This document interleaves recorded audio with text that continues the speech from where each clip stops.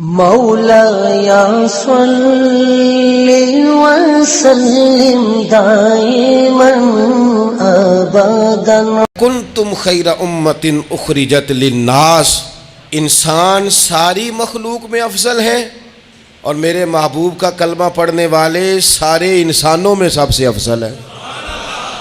ان کو اللہ نے اور زیادہ فضیلتوں سے برکتوں سے مالا مال کیا۔ یہ وہ مخلوق ہے، یہ وہ لوگ ہیں، یہ وہ امت ہے کہ جو صرف ارادہ کرتی ہے نیکی کا، کرتی نہیں، ارادہ کرتی ہے تو اللہ نیکی کرنے کا اجر عطا فرما بھی دیتا ہے۔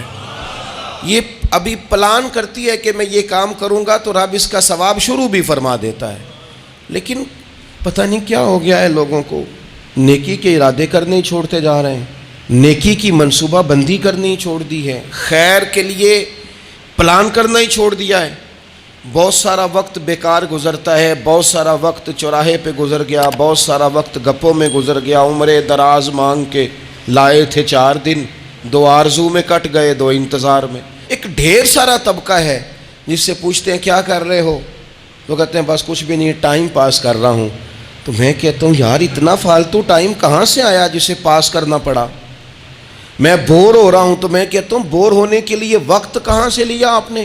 آپ تو مسلمان ہیں، آپ کا تو وقت شریعت نے بڑا قیمتی کر دیا ہے۔ آپ تو 1 منٹ میں 3 بار سورہ اخلاص پڑھ سکتے ہیں۔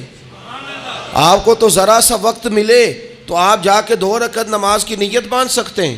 آپ کو تو تھوڑا سا وقت ملے تو آپ کے تو نبی پاک علیہ السلام نے یہاں تک ہماری تربیت کر دی، ہمارے حضور فرمانے لگے تم کانٹا اٹھا سکتے ہو نا گلی سے تو وہی اٹھا دینا، اس پر بھی رب صدقے کا ثواب عطا کرے گا۔ تو یہاں تو کانٹوں سے بھری ہوئی گلیاں ہیں۔ میرے نبی پاک نے تو فرمایا تھا کسی مومن کو بس خوش کر دینا، وہ چاہے لمحے کے لیے ہی ہو، اس کے دل میں راحت ڈال دینا، اسے تسلی دے دینا، روتے ہوئے آنکھیں آنسو پونچھ دینا، اس کو کہہ دینا میں تیرے ساتھ ہوں۔ فرمایا مومن کے دل میں تم نے خوشی داخل کر دی تو 60 سال نفل پڑھنے سے اللہ تمہیں زیادہ ثواب عطا کر دے گا۔ تو یہ فارغ بیٹھنے کا وقت کہاں سے آیا؟ یہ بور ہونے کا ٹائم کہاں سے آیا؟ ہم نے اپنے آپ کو بیکار کر لیا ہے، اور رب نے نہیں بیکار پیدا کیا، ہم نے بیکار کر لیا، ہم نے اپنے آپ کو زنگ لگا لیا۔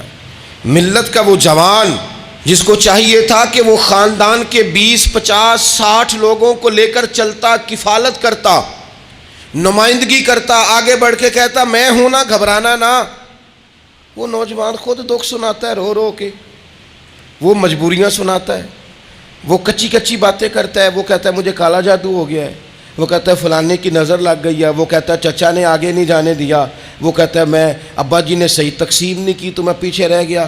اتنی کمزور بات کرے گا، اور وہ مسلمان اپنی صلاحیت کو پہچانے۔ حضرت سعدی شیرازی کے پاس ایک شخص نے بیٹھ کے اپنے دوستوں کی غلطیاں گنوانی شروع کر دی، ان میں یہ بھی غلطی ہے، یہ بھی غلطی ہے، یہ بھی غلطی ہے، یہ بھی غلطی ہے، یہ بھی غلطی ہے۔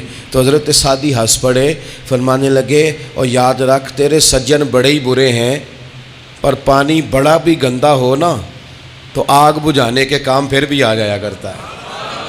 کوئی تو خوبی ان میں تلاش کر لینا، پانی بڑا بھی گدلا ہو تو آگ تو بجھاتا ہے کہ نہیں بجھاتا؟